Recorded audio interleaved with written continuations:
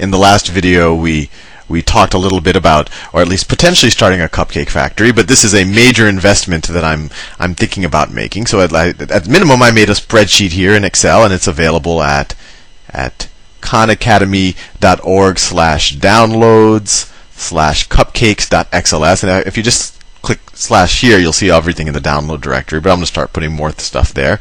So I encourage you to play with it. But this is essentially, it'll do all the math for us that we did in the last video. So, the investment in the factory, and let's say, in the real world, once I actually got bids from contractors and things like that, it ends up costing $1.1 million. The annual capacity is 1 million cupcakes per year.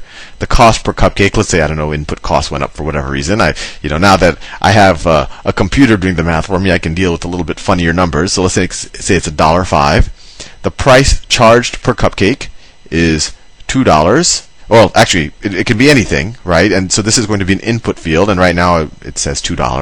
And let's say this is what we assume is how many cupcakes we sell. And in this scenario, this is the income statement, at least as far as we get to the operating income line. And so, it calculates that you have $2 million of revenue, and notice what happens when I change it. If I sell my cupcakes for $1.50 per cupcake, then I only have $1.5 million. So it actually computes what we need it to compute. It computes the cost of goods sold. If I change the number of cupcakes, let's see, if instead of 1 million, if I sell 500,000, it calculates everything accordingly. And in all of these scenarios, it tells me my operating income.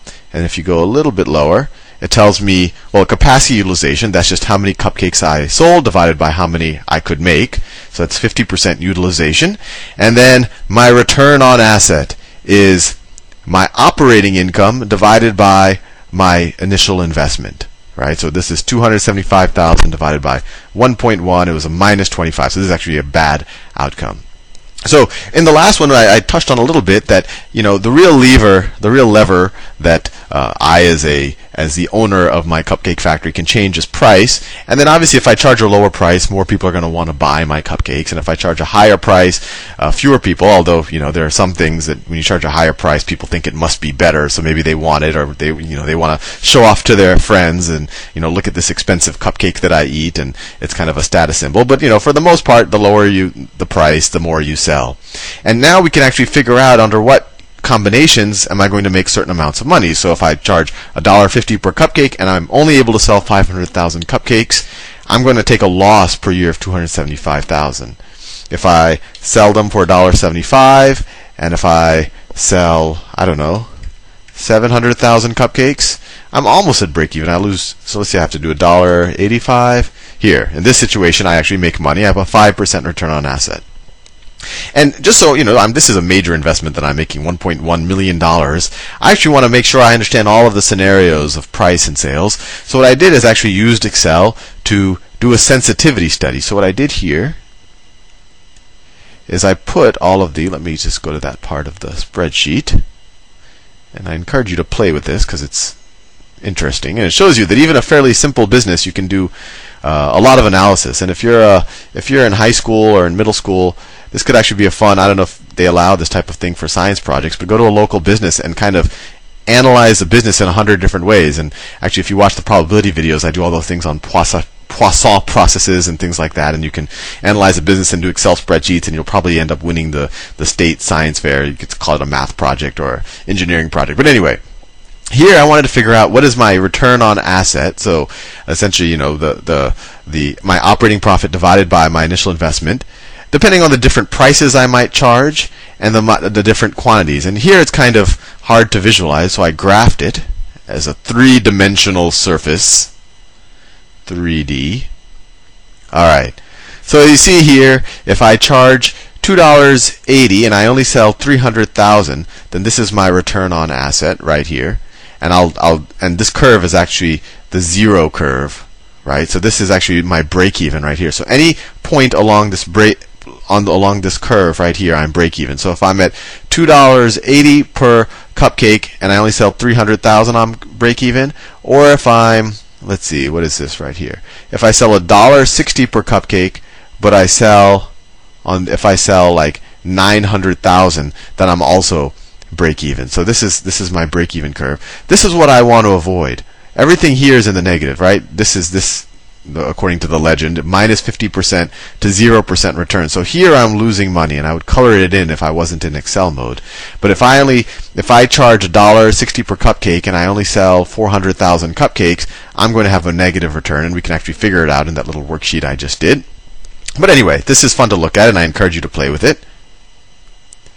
And it actually shows you that it's a fairly interesting and sophisticated thing that you have these two variables that change, and even though this is kind of about as simple as a business can get. And then you can only imagine what happens when you start varying the other parameters. But these are the two big ones. So let's say when I come out the gate, I want everyone in town to taste my cupcakes, because I think once they taste it, they'll realize that they're delicious. And by the way, I've also learned from the cigarette companies, and I've put nicotine in my cupcakes, so I think people will become addicted to it. So what I do is I want to charge a relatively low price for it. So let's say I do come out the gate at $1.75. And that's a very cheap price for cupcakes, and there's actually no cupcake producers in this town right now. So I just sell out. 1, 2, 3. I just sell out of cupcakes, and so I'm making $200,000 per year, and that's an 18% return on asset. And a lot of people would be happy with that, but I'm like, hey, I'm leaving money on the table because I'm selling out of my cupcakes. So what happens if I raise my price a little bit? I'm fully utilized, right? I have 100% utilization, so it makes sense for me to see if there's any, maybe there's some people who want cupcakes who can't get them because I can't produce that many. So let me raise my price a little bit. Let me say I raise it to $1.85.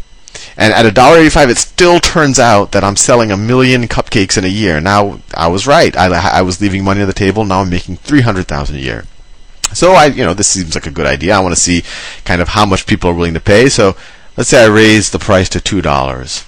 But in that scenario, $2, it starts to get a little pricey for people. It just kind of a little sticker shock. Maybe I should have done $1.99. And so I don't sell a million. I sell 950,000. So it's only kind of that, there's maybe 50,000 people on the margin who'd said, hey, I'd buy it at $1.85, but I'm not willing to buy it at $2. But this still works out, right? I'm still making more money even though I'm selling fewer cupcakes because I'm charging so much more per cupcake. And I'm making a 37% return. And let's say, I keep figuring this out, and let's say I figure out the optimal point is me charging $3 per cupcake, and at $3 per cupcake, I'm able to sell 750,000 cupcakes, and I make $962,000 a year, and I have a huge return on asset, 88%. Imagine a business, or some investment where you get 88% of your money every year. So that's all in good, and I'm driving a Bentley, and and I have the biggest house on a hill in town, and all of that. But other people say, hey, all Sal's doing is making cupcakes. I can make cupcakes too, and I have some money to build a factory, and this is a better return on investment than the stock market or anything else that I know of. So I'm also going to get into the cupcake factory business. And so here, and this is the second worksheet in this spreadsheet. The second worksheet right here. So let's say, what was I was at 1, 2, 3. I don't know if you could see this. Maybe I should zoom in a little bit. Let me see if I can. There you go. So the same thing. So I said $3, and what did I say? 750,000 cupcakes, and my cost was $1.05. So I was making $962,000. But then Imran, and just so you're curious why I wasn't recording videos for the last 2 weeks, actually Imran is the name of my son, and he came into the world 2 weeks ago, and so I think it makes sense to name a cupcake store after him. But let's say he comes in and he's like, well, I'm tired of getting an allowance from Dad. I also want to produce cupcakes, and he actually has more money because his grandma gave him, more money because she likes him more than maybe her son. And so he has $1.5 million to invest because he's like, wow, this is such a good investment. Let me put more money into it, $1.5 million, and he builds a factory that can produce 2 million cupcakes a year. And he's like, you know what? And also, it's a more efficient factory, so it actually uses a little less electricity, and it wastes less cream and frosting and I guess nicotine as well. So the cost per cupcake is less. And he decides to undercut his father, and so he charges $2.90 per cupcake. And when he charges $2 a night, well, everyone just kind of runs to him because his cupcakes are just as good. There really wasn't much of a barrier. So let's say he sells 500,000 cupcakes, and then I'm only selling 250,000 at $3. There's just some people who like my cupcake, so I'm pretty much almost break even. And I say, well, these are my diehard fans, and so to benefit them, these guys aren't going to go anywhere else. I'm going to raise my prices a little bit just because I know that these guys like me, and at least in that situation, I'm cutting a profit. But then I say, well, you know what? This isn't a good state of affairs. He took all my business, and I actually want you to notice something right here. What happened immediately? I was making an 88% return on my money, right? And just when this Imran comes in and he enters into the space, all of a sudden, what is the return? He's only running at 25% utilization, but his return on asset has gone down to 20%, and because he's at that low utilization, his return on assets gone down to 20%. And then my return on assets gone down to 1%. So there's a general theme here is when someone is doing really well and getting a really great return, it attracts competition, it attracts capacity, right? And if there's enough demand to satiate that new capacity, maybe they will get a better return. But in general, over time, if there's a very favorable return, more and more competition will enter the market. And actually, I've run out of time in this video. In the next video, I'll talk about more scenarios with competition. See you soon.